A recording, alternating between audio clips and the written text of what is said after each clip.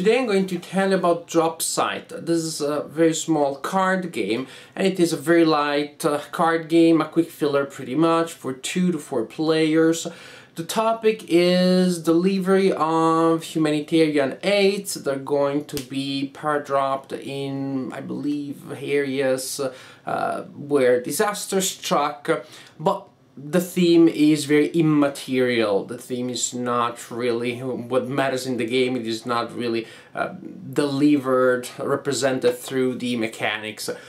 There are humanitarian aids attached to parachutes on the cover and on the cards, but it could be anything else on those cards. The game wouldn't change, which per se doesn't mean that this is a bad game. It just means that it is an abstract game with some illustrations representing humanitarian aids. It is a game about managing a hand of cards that have numbers printed on them, and you have to figure out ways to score as many cards from your hand as you can. That's pretty much what the game is about, but I want to tell you a little more in detail of about how you play the game. However, before I proceed further, I want to put out a disclaimer there that this game, Drop Sight, is going to be part of my upcoming Kickstarter campaign, by which I mean that this is going to be one of the perks, one of the thank you gifts that I'm going to send to people that will support my campaign, they will donate for my campaign.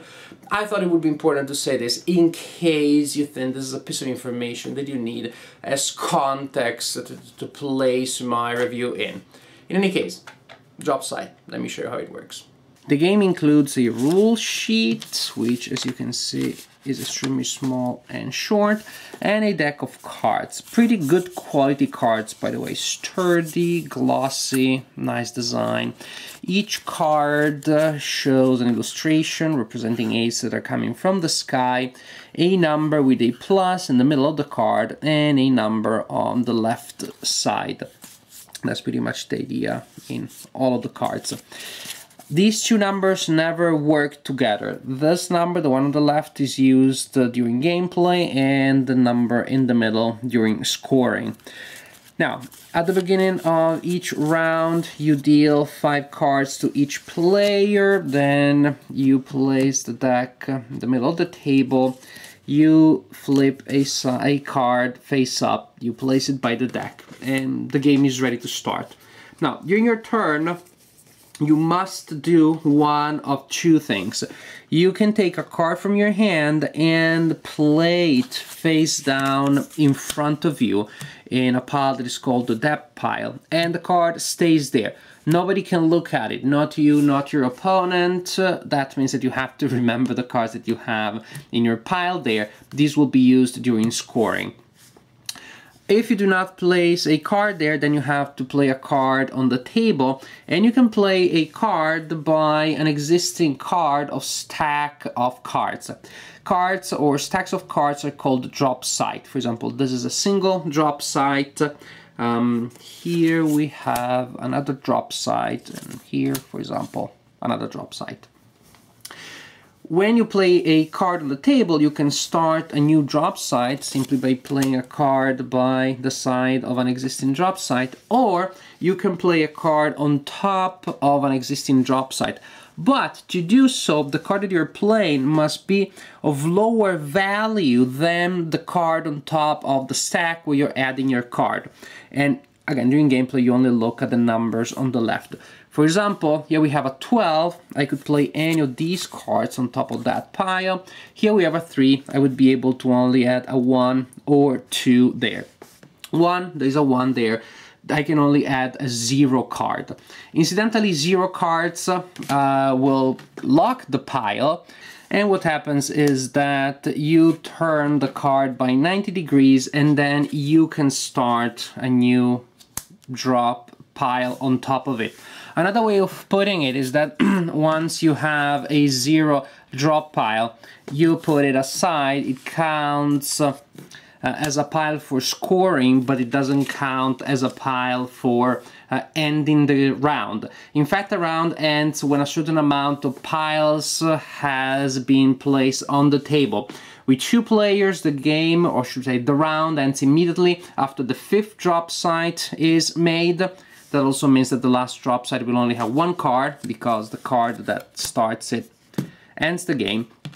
But if you have a 0 pile, then in this case, for example, this would be 4 drop sides. Or again, you can just remember that if you have a pile that has been locked by a 0, this counts for scoring, but it takes an extra drop side to end the game, to end the round. So in this case, this would be the situation in which, with 2 players, the round is over. When a round is over, players reveal the cards in their depth pile and they try to score them. You score cards that have numbers on the left that match the number on top of the score piles there. Of the drop sides. For example, here I have 2 4s. There are no cards on top of a drop pile that show a 4. I cannot score any of these cards. The cards that you cannot score count against you. Each unscored card is worth -2. So in this case, this would be a very bad run for me, because I would have -4 points.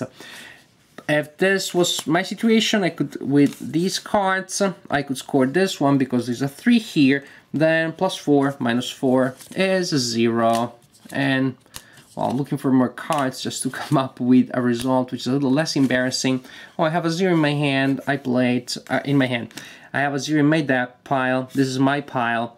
-4 +4 +3. At least I have a +3. But I think you figured out how this works. You score the card that you can score, and those that you cannot score are -2 points. You total the points that you earned this turn, and then you start a new round. And the game is over, theoretically, the rules say, when a player reaches 100 points, and the player, of course, is the winner. Especially if you're playing with new players, that may take a little too long.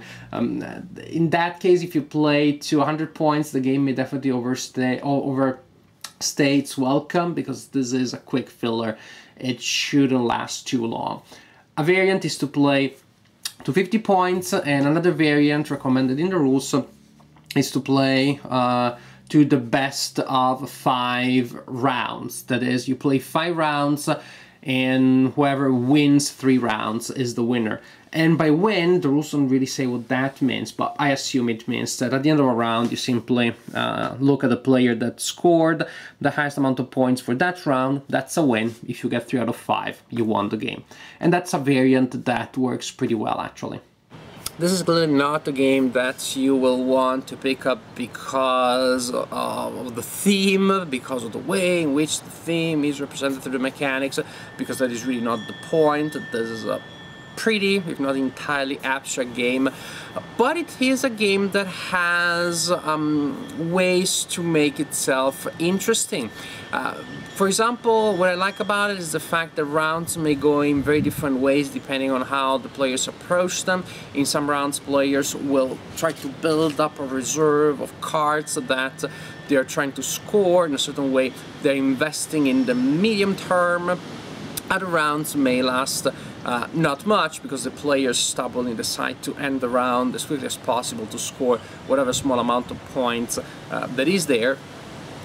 And of course, there is interaction there, because if one of the players uses one approach and that a player uses the other, well, interesting things will happen. For example, a player may have a good depth pile with a lot of cards that would be great if scored, and that a player decides to end the round prematurely so that those cards count against the opponent. You have to take into account that.